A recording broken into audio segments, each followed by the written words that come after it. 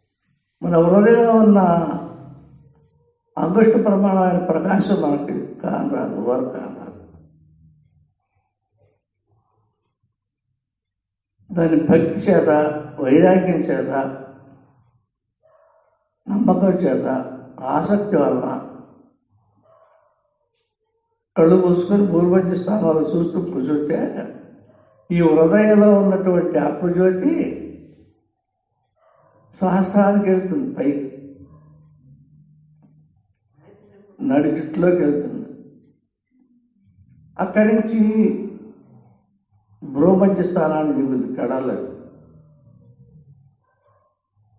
భూమధ్య స్థానంలో వచ్చి నిలబడుతుంది.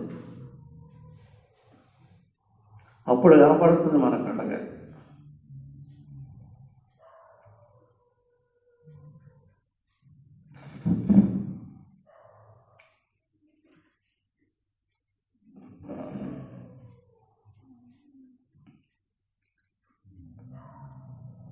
అప్పుడు ఏం మాట్లాడటానికి ఏమీ లేదు. కొన్ని రోజులు అలా దాన్ని చూస్తూ దాన్ని ఎక్కువ చేసుకుంటూ ఉండే కొద్ది దానిలో లయం అవుతాం మనం. ఇప్పుడేంటి, ఇప్పుడు మొట్టమొదటి చూసాం, చూడండి అఖండంగా వెళ్ళిపోతుంది. అలానే చూస్తున్నాం. ఇంకా కొన్ని రోజులకి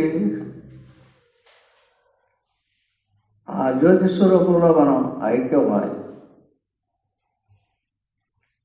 అది చూస్తూ ఉన్నప్పుడు మన శరీరం కనపడుతుంది కదా, అక్కడ ఉండేది ప్రకాశమే. ఆ ప్రకాశమే చూస్తుంది, అది ఆరోపత ఉందండి.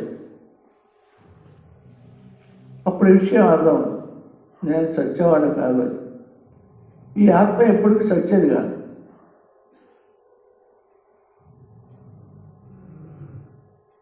దాన్ని మనం నమ్మి, గురువు చెప్పిన దాన్ని నమ్మి,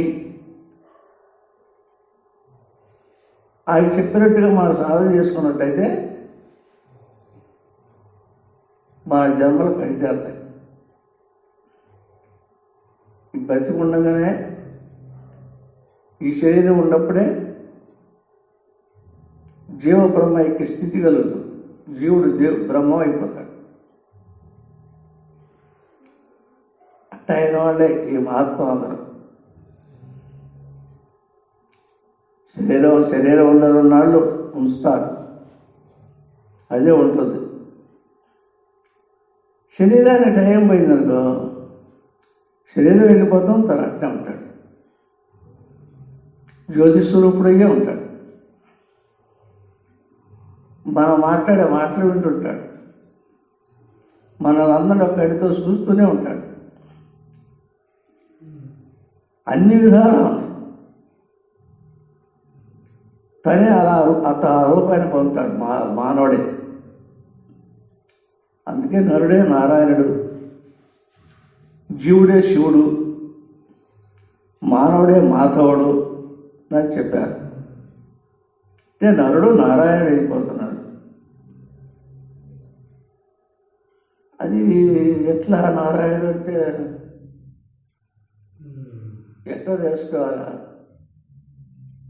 ఇక్కడ ఉందేమో జ్యోతిస్వరూపాలు చూస్తుంది.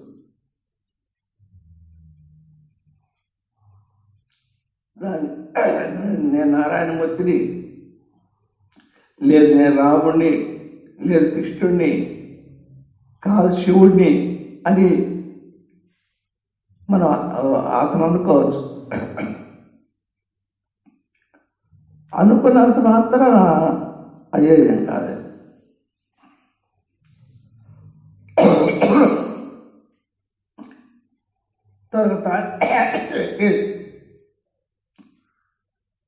విషయం తెలియాలి.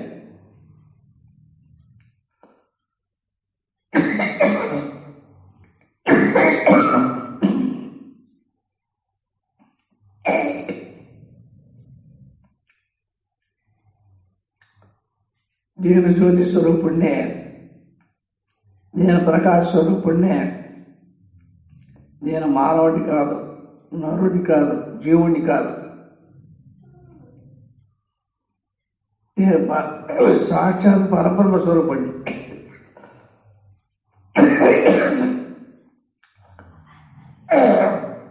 తనకి అర్థం అయ్యేదాకా దానిలో లీనమై అదే నేను, నేనే అది, జ్యోతినే నేను, నేనే జ్యోతిని అనే స్థితి వచ్చిన దాకా సాధన చేయాలి. అటు తర్వాత ఇక సాధన చేస్తాను పని నీకు నేను చేయాలి, అయిపోయింది సాధనకి. అటువంటి స్థితి మనకు రావాలంటే నేను చావకుండా బతికుండాలి. దాన్ని దృష్టిలో పెట్టుకొని సాధన చేస్తే మనం అందరం బయటపడతాం.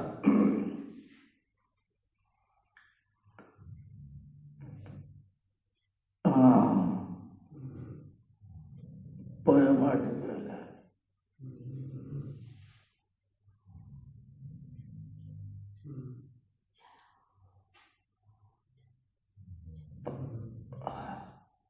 ప్రకాశం, ప్రకాశ స్వరూపుడు నీవు అయినప్పుడు అప్పుడు ఎలా ఉంటారు? ఈ శరీరం కనపడదు. ఇళ్ళు, వాకిళ్ళు, పట్టణాలు, పల్లెలు, కొండలు, గోత్రాలు అన్నీ ఏం కనపడప్పుడు. మనుషులు కానీ ఎవ్వరు ఎక్కడ ఏ జీవ జంతువులు కానీ ఏవి కాదు. దెయ్యం కనపడుతుంది.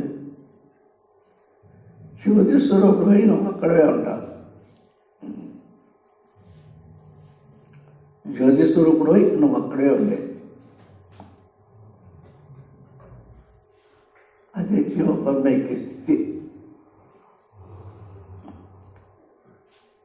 ఆ స్థితి వచ్చిన తర్వాత తను బ్రహ్మ, సాక్షాత్ పరబ్రహ్మ స్వరూపుడు అవుతున్నాడు. ఆనంద ధాముడైపోతున్నాడు. శరీరం, హృదయం అంతా అమృతమయమైపోతుంది.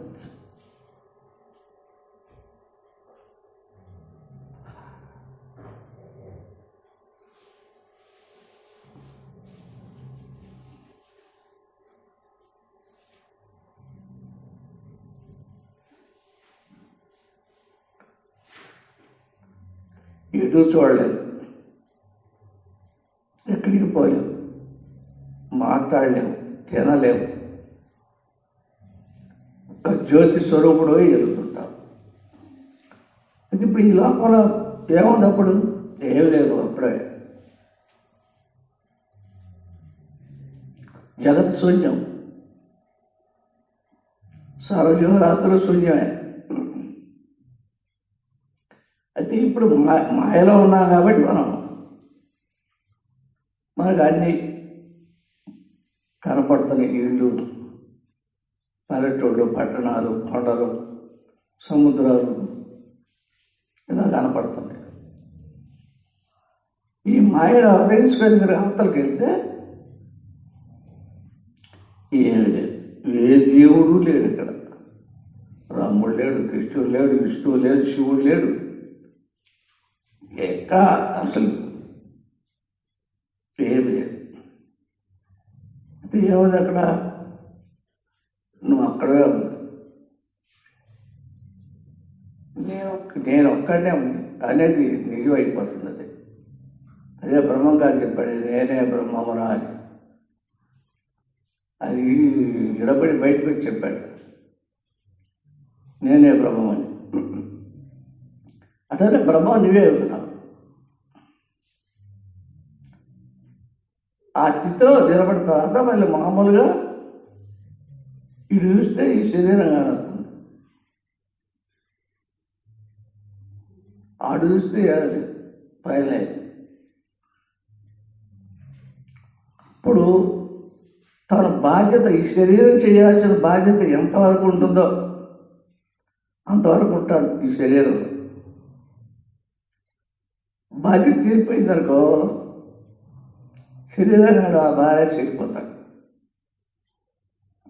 ఆడగలుగుతున్నాడు పక్కలు అడిగాడు. ఈ లోపల జీవుడు దేవుడు ఐక్యమై శరీరాన్ని దయవచ్చిన తర్వాత శరీరాన్ని వదిలిపెట్టి పక్కలు అడిగాడు. అంతే. దీన్ని మన వాళ్ళందరి శరీరాన్ని తెలుసుకొని ఏదో కాల్పు గ్లూకోజ్ వేస్తుంటారు. ఆయన ఇది చూస్తూనే ఉంటాడు, ఇది చూస్తూనే ఉంటాడు.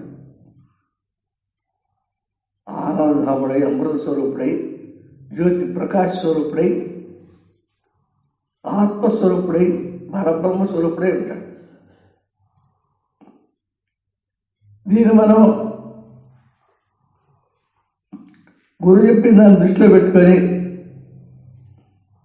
దాంట్లో ఆసక్తి కలిగి ప్రేమతోటి నమ్మకంతో దీన్ని సాధన చేయాలి. సాధన చేయాలంటే నిద్రకొండ పోయి కూర్చున్నాం అనుకో దేవుడు ముందుల కొంచెంసేపు నిద్రవచ్చు.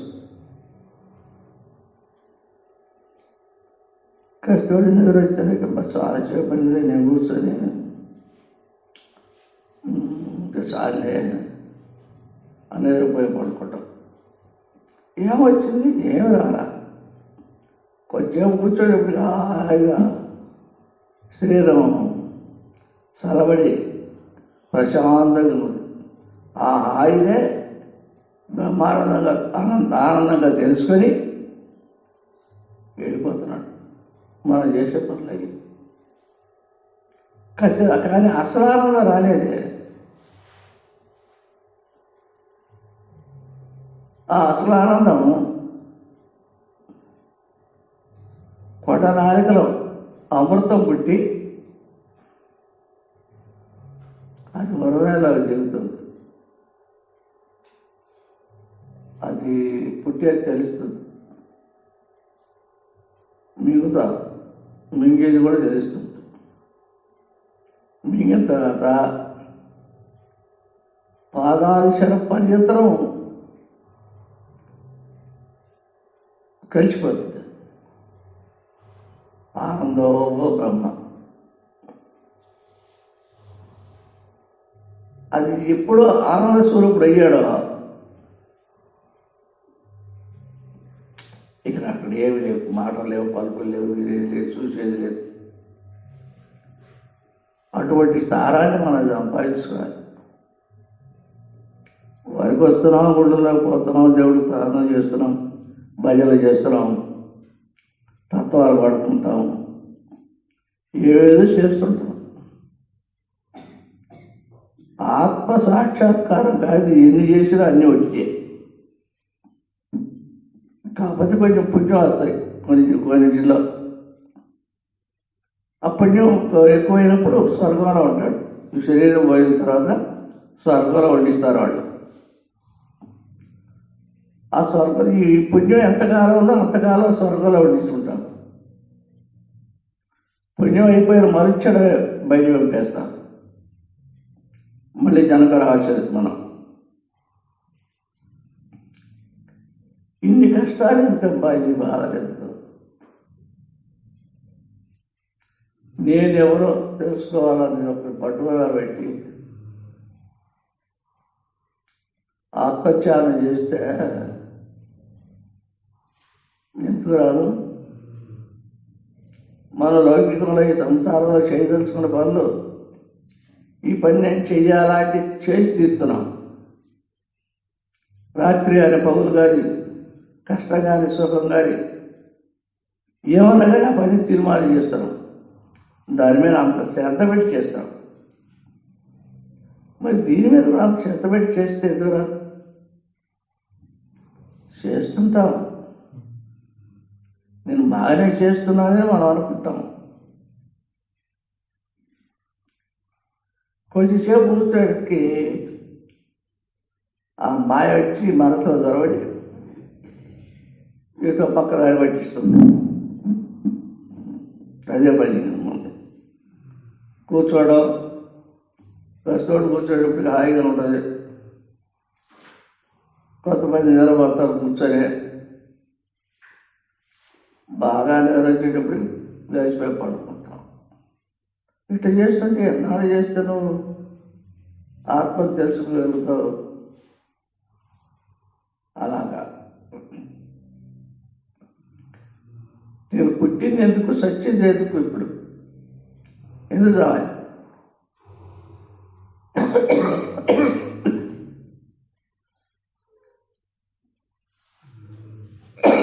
అనేది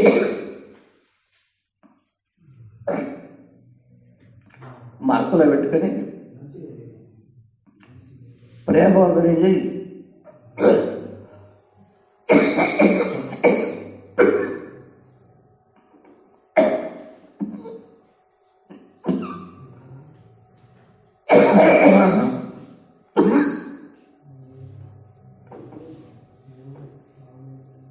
ఆత్మస్వరూపుడి, ప్రకాశ స్వరూపుడి,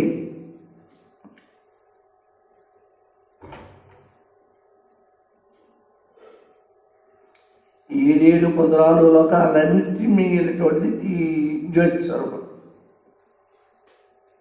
అన్నిటికీ ఆధారం అదే. లోకాలు పుట్టడానికి అదే ఆధారం. ఆ ఆత్మ మనలో ఉండబట్టే అది ఉన్ననాళ్ళు మనం తింటున్నాం, తిరుగుతున్నాం, మాట్లాడుతున్నాం, ఏయో మన ఇష్టం వచ్చిన పనులు మనం చేసుకుంటాం. ఓ పాపం తెలియదు, ఓ పుణ్యం తెలియదు, ఇది చేస్తే పాపం, అది చేస్తే పుణ్యం అనుకోకుండా చేస్తూనే ఉంటాం. ఇది రెండు వస్తే చేస్తుంటాం. జంతువులు కోసుకొని తినడం పాపం కదా. ఇటువంటి పనులు చేస్తున్నావు. దేవుడు నాకే కనికరించలేదు, దేవుడు నా మీద దయచూపలేదు, నేను బాగుపడేది ఎప్పుడు అంటాడు మరి పక్కకు వచ్చి.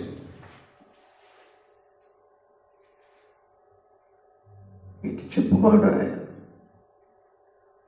అనుకోవటమే, కానీ ఇవన్నీ నీకెందుకురా?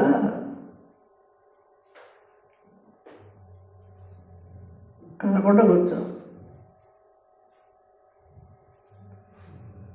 ఆత్మజ్యోతి రోజుల్లో ఉంది.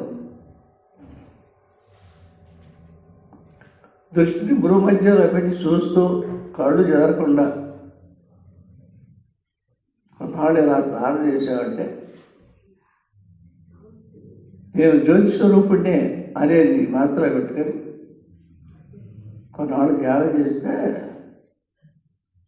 హృదయంలో అటువంటి సహస్ర ఆరోగ్యాన్ని ఆడించి భూమధ్య స్థానాలకి మన కళ్ళ కనపడుతుంది.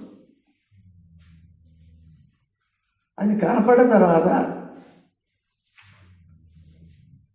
ఎంతవరకు ఉందో అంత ఆత్మ అంతవరకు కనపడిన తర్వాత నేను ఆత్మస్వరూపుడిని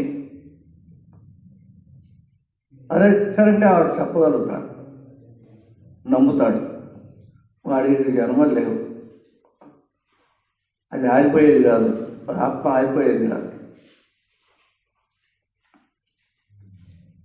అమ్ముదులు ఇంకిన కానీ, అరణి ఆరిన కానీ, వాయువు వీగిన కానీ ఆత్మ ఆరాధన చూడబోదు. ఆత్మ ఆరపోదు, ఆరిపోదు అనమాట. ఆత్మ ఆరబోదు అన్నాడు. మరి ఎన్ని అట్లా ఎన్ని దీంట్లో కలిసిపోయి అర్థం జగత్తు మొత్తం దాంట్లోనే కలిసింది. సరే కలిసిందో కావాలేదో మనకెందుకు దాంతో? మనం ఈ స్వరూపంలో చూసుకుంటూ కూర్చోండి, ఏ స్వరూపంలో అప్పుడు నువ్వు ఎటు చూసినా నీకు ఆ బ్రహ్మస్వరూపమే కనపడుతుంది, ఆ ప్రకాశ స్వరూపమే కనపడుతుంది. ప్రతి ఒక్కరు హృదయంలో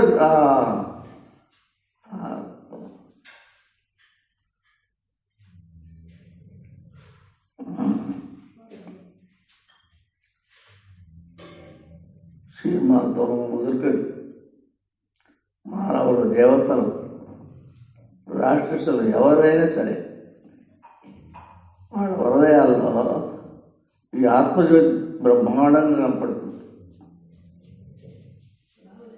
అందువల్ల మహాత్ముల దగ్గర పోతే మనం ఎంత చెడ్డవాడైనా, ఎంత పాపాత్ముడైనా, ఎంత పుణ్యాత్ముడైనా ఆ మహాత్ముల దగ్గర పోయినప్పుడు పిల్లులు అయిపోతాం. అదే పుల్లుగా ఉన్నాం, ఇప్పుడు పిల్లి అయ్యారు. ఎందువల్ల ఆయన దగ్గర అక్కడ ఏమి లేదు. అచ్చడు వాళ్ళ కథలు ఆయన దగ్గర లేవు. కామక్రోధ లోభం మద వర్తర్యాలు లేవు. రాశం, సాత్వికం, తామసం లేవు. ఏమీ లేదు. నిష్కళంకుడు. ఆ నిష్కళంకంగా ఉన్నటువంటి మహాత్ముడి దగ్గర పోయి కూర్చుంటే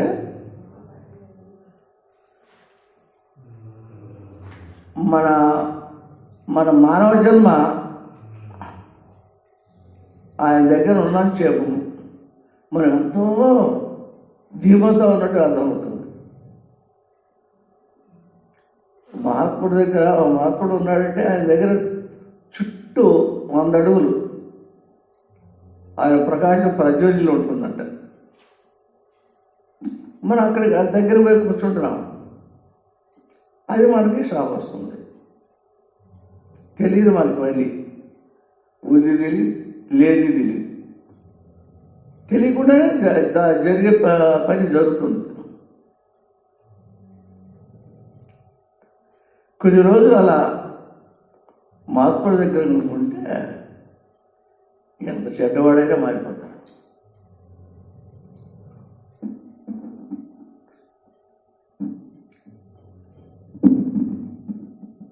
ఎటువంటి వాడైనా మారిపోవాల్సిందే. ఇట్లా కొన్ని రోజులు ఆయన దగ్గర నిలబడాలి. నిలబడి అని స్థితి అయింది. ఆ మహాత్ముడు లేడు, ఇప్పుడు వెళ్ళిపోయాడు అనుకో. అప్పుడేం చేయాలి? ఆ మహాత్ముడు ఉన్నప్పుడు ఏ దృష్టిలో ఉన్నావో, ఏ చూపుతో ఉన్నావో, ఏ మనస్తత్వంలో ఉన్నావో, ఎటువంటి బుద్ధిలో ఉన్నావో దాన్ని జ్ఞాపకం చేసుకొని ఇప్పుడు కూడా అట్టే కూర్చో. మహాత్ముడు అక్కడ ఉన్నాడని దృష్టిలో పెట్టుకొని కూర్చో. కళ్ళు మూసుకొని ఆ భావం చేస్తూ కూర్చుంటే గురుమూర్తి మనకు కనపడదు.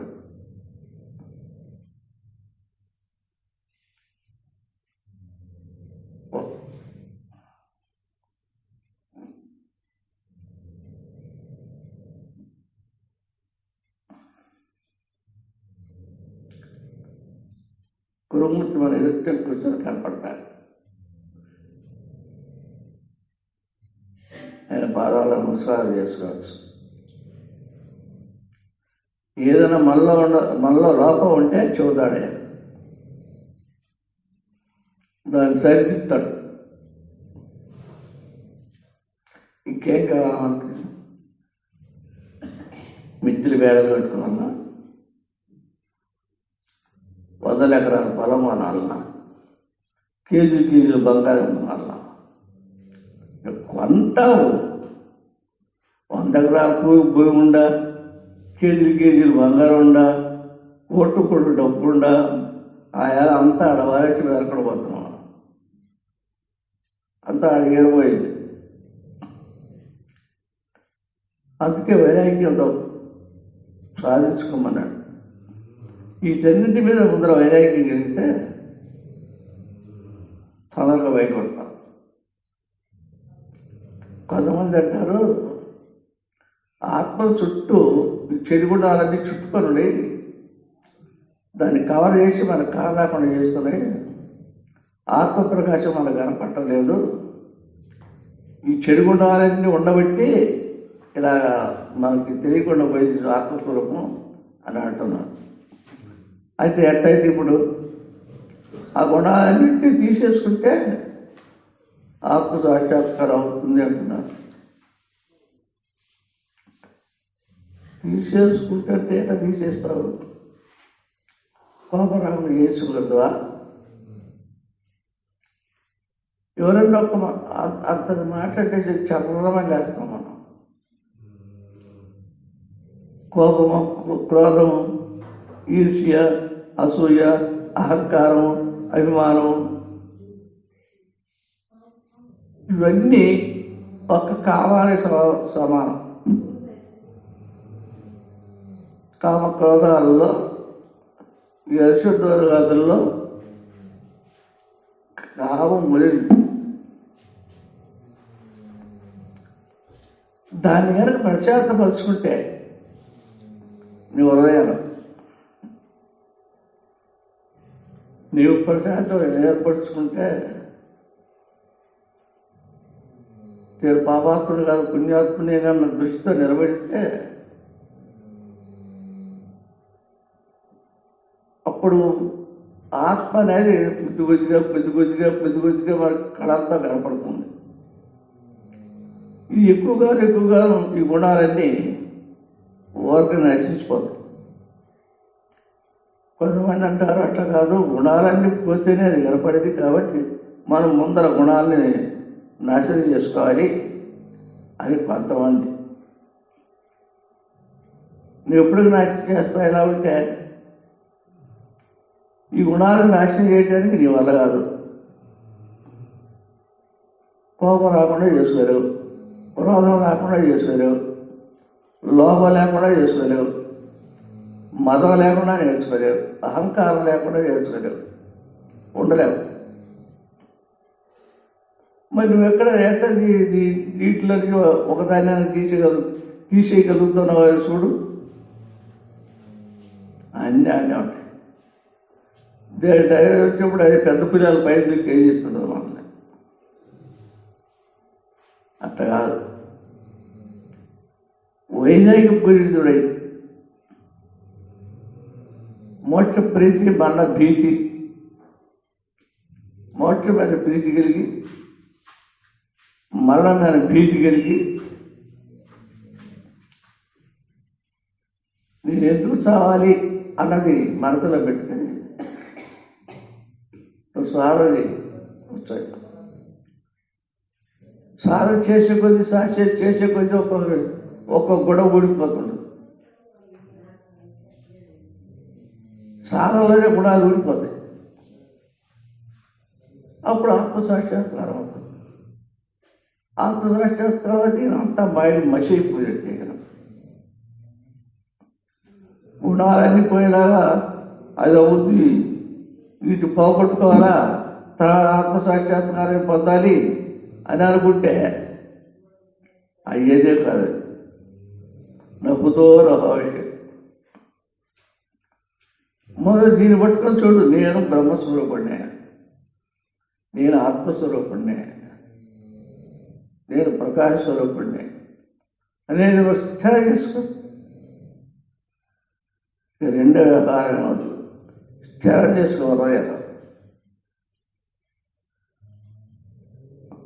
ఎవరన్నా ఉండి ఎవరన్నా టచ్ అయ్యా నేను ఎవరో నాకు అడిగేటప్పుడు ఎవరన్నా కొత్తబడిచి ఏదో బ్రహ్మం అనే స్థితికి రావాలి. నేను బ్రహ్మము అనబోయి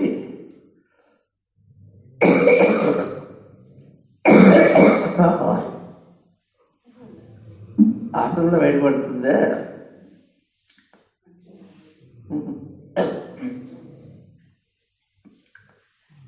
ఎట్లా ఇక పక్క తిప్పని నేను ఫలానా అంటారు. తర్వాత అర్థం అది అని మాట్లాడుకుంటూ పోతుంటే దాని కారణం ప్రతి ఒక్కరూ ఆత్మస్వరూపుడి నేను, జ్యోతి స్వరూపుడి నేను, ఏ సత్యవాడిని కాదు, పుట్టేవాడిని కాదు, ఎప్పుడు ఉన్నవాడిని, శాశ్వతంగా ఉన్నవాడిని. ఆడవాళ్ళు కానీ మగవాళ్ళు కానీ దీన్ని దృష్టిలో పెట్టుకొని ఆత్మ సాక్షాత్కారం అయ్యేవారి దాకా వదిలిపెట్టకుండా సాధన చేసినట్లయితే అయిపోతుంది. మోక్షం ఎంత దూరమో పోబల్లే మోక్షానికి. ఇన్ని కొండలో ఎక్కబల్లే, ఎంతో కాలం తపస్సు చేయబల్లే, ఎంతో కాలం ఆత్మచారాలు చేయబల్లే. నువ్వు మనసులో నమ్మేవనుకో, నమ్మకం అయిపోతుంది నీకు. నేను ఆత్మస్వరూపుడిని అని అనుకున్నావు అనుకో, దాన్ని స్థిరం చేసుకున్నావు. ఇప్పుడు ఎట్లా స్థిరం కావాలని? ఇప్పుడు ఈ శరీరం మందని తెలుసు, ఈ శరీరం నాది అని తెలుసు. ఇంకెవరన్నా వచ్చి ఈ శరీరం నాది అని చెప్పుకుంటా, పిచ్చాడు వాళ్ళు, నా శరీరాన్ని నీ శరీరం అంటారు నువ్వు అంటా. అంత నమ్మకం కుదరాలి దాని మీద. ఆత్మేనా, నేను బ్రహ్మం, ఆత్మస్వరూపుణ్ణి, ప్రకాశస్వరూపుణ్ణి అనే స్థిరం అయితే ఈ మొత్తం ప్రకృతి మొత్తం ఊడి కింద పడిపోతుంది. ఆ పని చేయండి, అందరం బయటపడతాం, అందరం వైకుంఠానికి వెళ్ళచ్చు, అందరూ జ్యోతి స్వరూపులు కావచ్చు. ఎవరు పాడవే దేవుడు.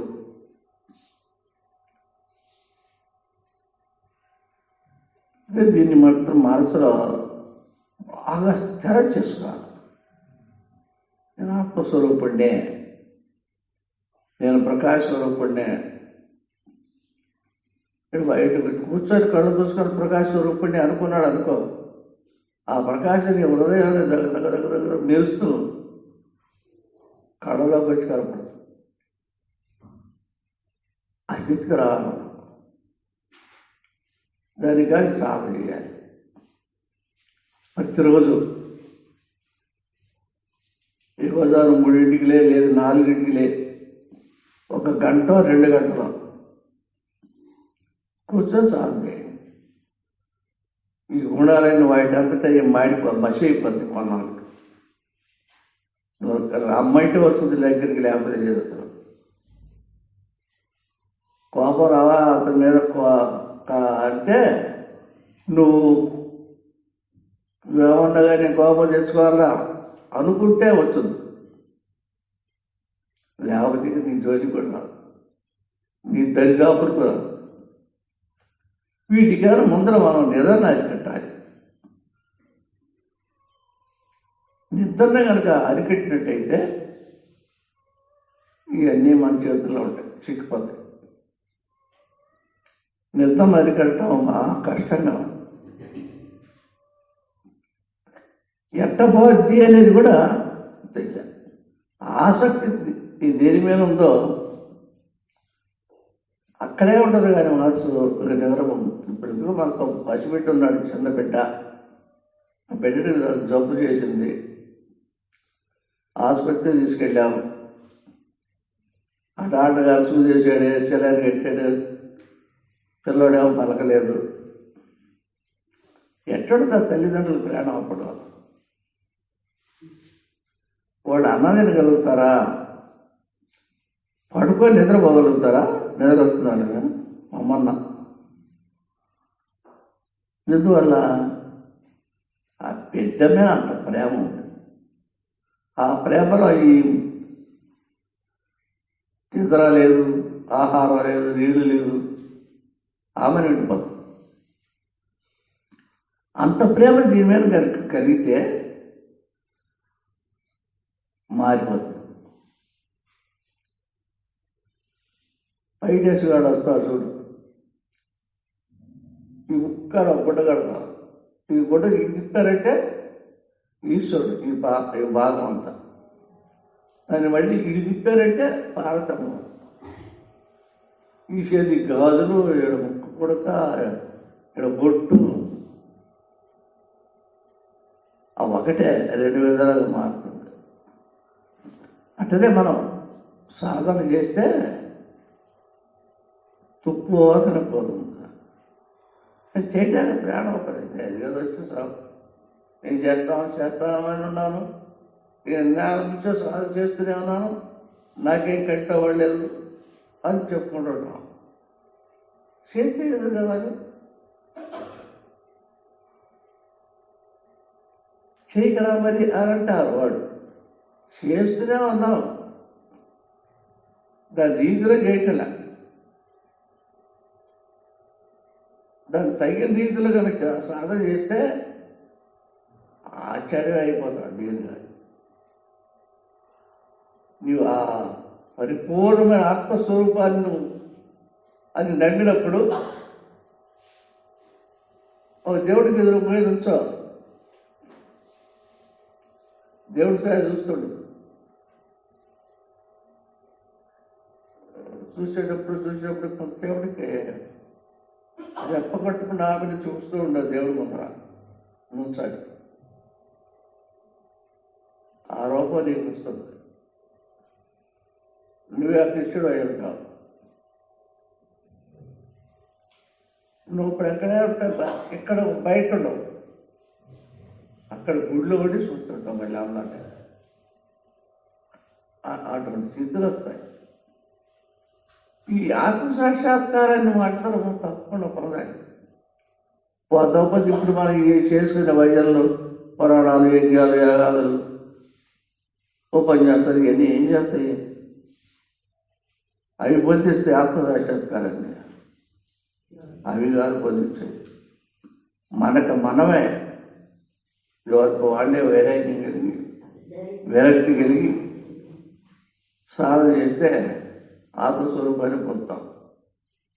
చావు పుట్టుకులే జన్మం తయారవుతుంది. నీవే దేవుడు, సర్వాంతర్యామి నీవే అవుతాం. సరే పూర్తిపోయింది కానీ పుట్టుకుందాం.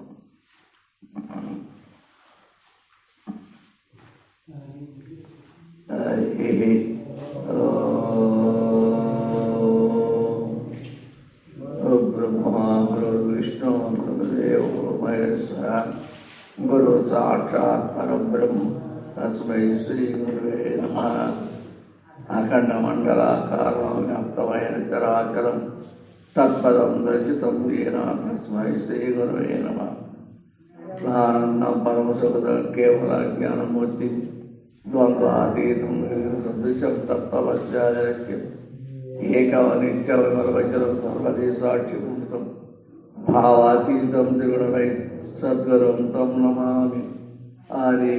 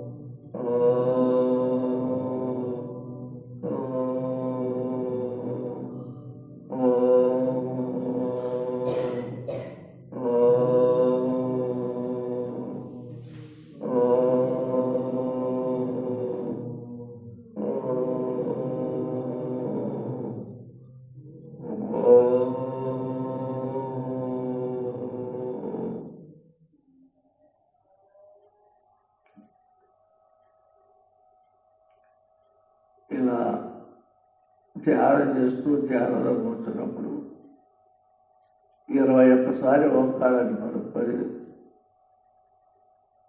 ఆ జ్యోతి స్వరూపాన్ని దృష్టిలో పెట్టుకొని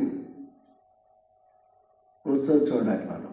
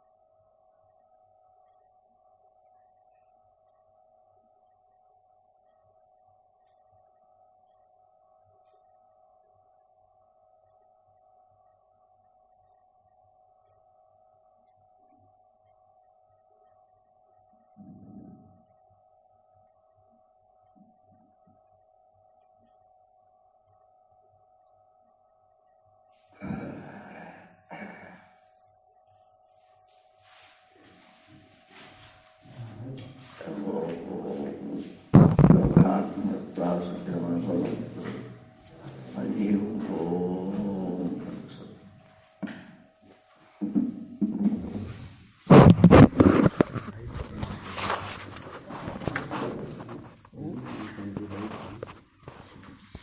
నాన్నకి తెలియని అంటే అది